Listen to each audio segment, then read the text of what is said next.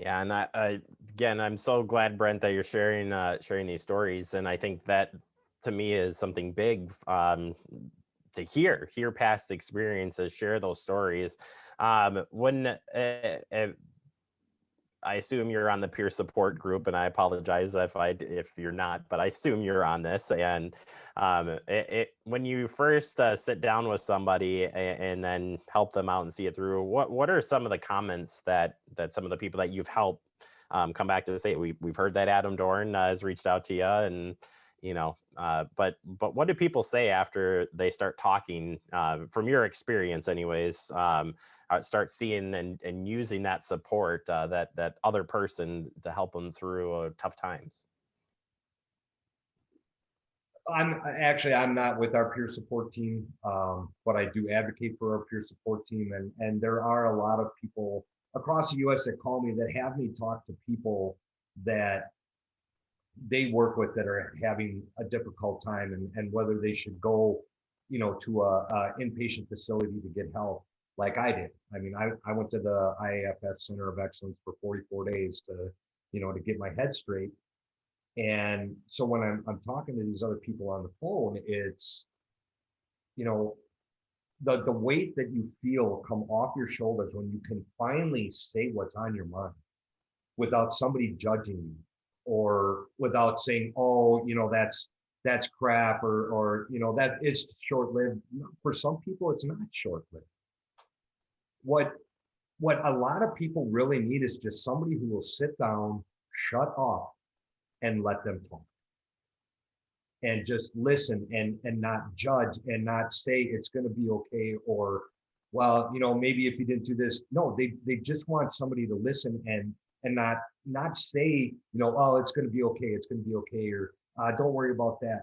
They just want somebody that they can vent to, that they know isn't going to go out and start running their lips and telling other people, the problems that they're having.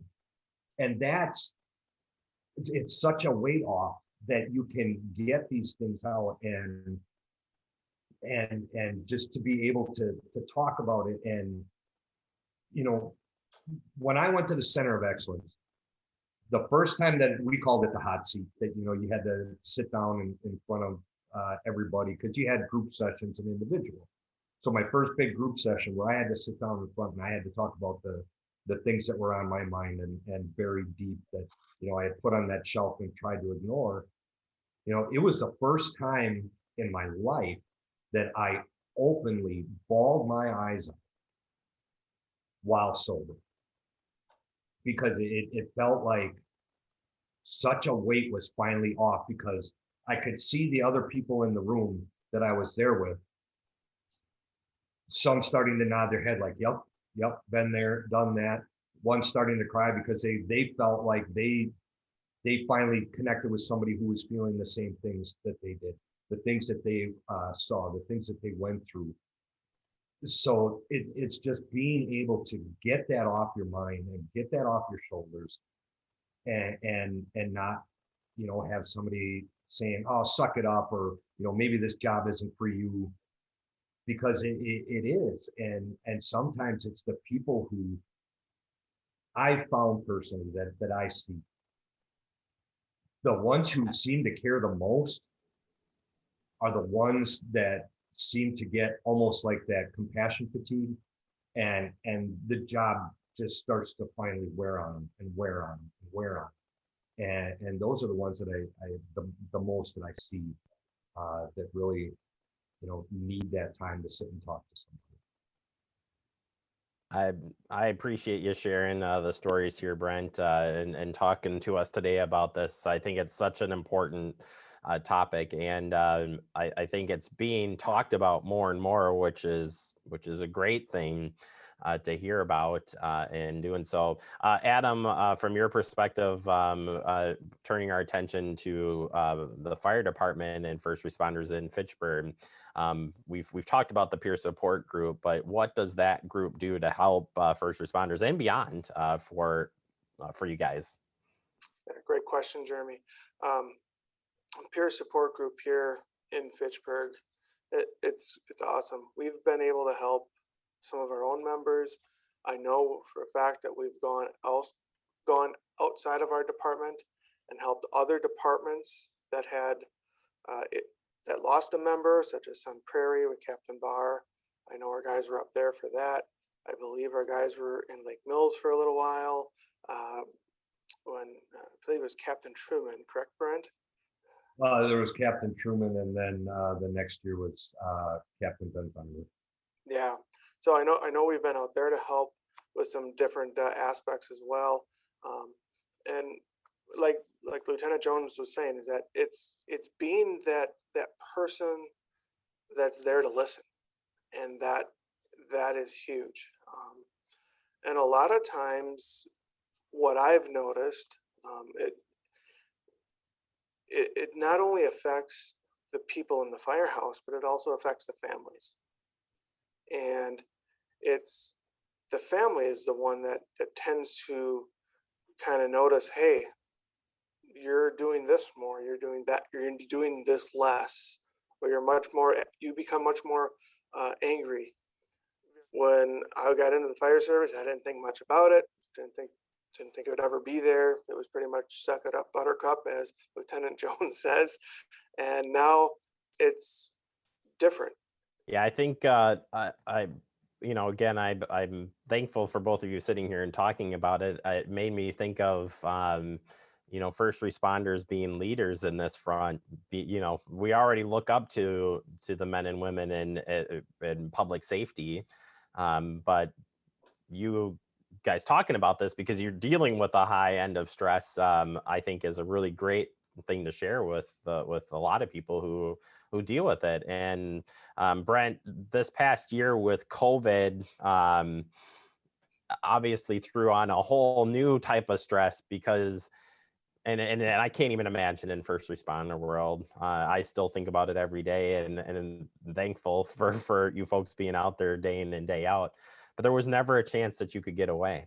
There's never a chance, because the minute you walked off of the truck and you walked home, or you got home, there it was in the news, or there it was because you couldn't go out and deal with it. So that level of stress this year for people is through the roof. And we've heard the horror stories and stuff of people unfortunately taking their lives away. But how has this past year looked? And have you seen more people reach out at the same time? Yeah, it's a lot of clinicians are saying that they're seeing more and more first responders, especially since COVID set in, because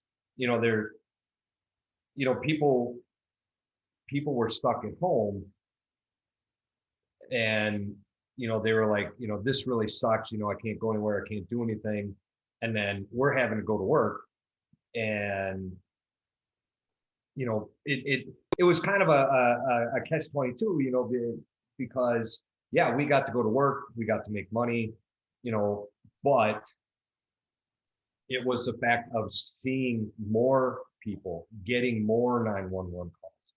Because when COVID first started, I mean, our call volume doubled at minimum, just because somebody would get those flu-like symptoms and now they're calling 911, and more than typical. So then going to work and then leaving and coming home and then having to stay home, you didn't have that opportunity to get out and blow off steam and to go hang out with your friends. And it just, I think when it came to the first responder world, it really made things twice as hard, just because you're going on double the amount of calls, you're dealing with more stress, you're dealing with more people who were stuck at home and around family, and the divorce rate, the domestic violence rate, all tripled during 2020 because of constantly being around somebody, constantly being around people. And it's not that you didn't like them, it's just, I can imagine what my girlfriend, how much she would have disliked me if I was home every single day. Oh my God. Yeah. So I mean, it's not that I condone those types of things, but I get it. So yeah, I think on the first responder world, it did make make it more stressful just because we were seeing more and doing more calls and yeah, and seeing more violence just because of the mental toll that COVID took on the general public. Final comments here. And Brent, we really appreciate your time today. Same with you, Dorn. For somebody who, if you had a final thought to put on this today, somebody who's currently watching this and is like, something related today, something's like, oh my gosh, maybe I should, or they're on the fence, or they're just not sure. What advice would you have for somebody to get started in just talking with that first step to get help, Brent? I would say think of it like this. Every time we go on a call, we get done with that call, and however bad it was, we put that call on a shelf, and we say to ourselves, I'm going to deal with this later on. And then the next call comes in, and you're like, wow, that one really sucked. I think I'm going to put that one on the shelf. I don't want to deal with that one just yet because that was horrific. And then every time you go on a call or you add in home life and family life, because a lot of people seem to forget that we're human too, and that we have families and we have stressors outside of the job. At some point, that shelf is going to break. It's only going to hold so much. So deal with those things now. Find somebody to talk to. Find a clinician to get together with, a peer support member, even a friend, family member, whoever it is, to sit down and tell them, look, I'm about to say some things that you may not want to hear, but I need to get this off my chest. These are the things that have really been bugging me, work things. Find somebody who will listen and then get it all out. And if you break down and cry, so what? Welcome to being human. We're all human. We all have a heart. We all have feelings. So it's okay to not be okay. But it's also not okay to deal with it by ending your life, because that only will affect your family more than what's going on with you right now. So sit down with somebody. Call me. I don't care. We'll get you connected with somebody, but talk about it. Get it out. Don't think that you have to deal with this stuff alone. There's people out there that will listen, that can help, that have been there and made it through to that other side to be happy again. And I guess the final thing that I'll say is, what's your sanity worth? Be happy. Life is short enough as it is to constantly be angry or sad or depressed. God, just think about what's your family life and your sanity worth. Awesome. Brent, great advice, and I truly appreciate the conversation. Adam as well, thank you so much for setting this up. Brent, you have an open invitation to come back on our show anytime. We would love to have you back out and keep talking about this and experiences you've had in this, in your career in general. So Brent, thank you so much for the time, and love to keep going, but we'll pick it up down the road, and you stay safe out there. Okay. Will do. Thank you very much for the invite. I appreciate you guys talking about this. Thank you, Brent. Thank you both, and we'll look forward to having Brent back on the show, and of course Dorn as well. We'll take a quick break. More to come. You're watching Talking Fitchburg.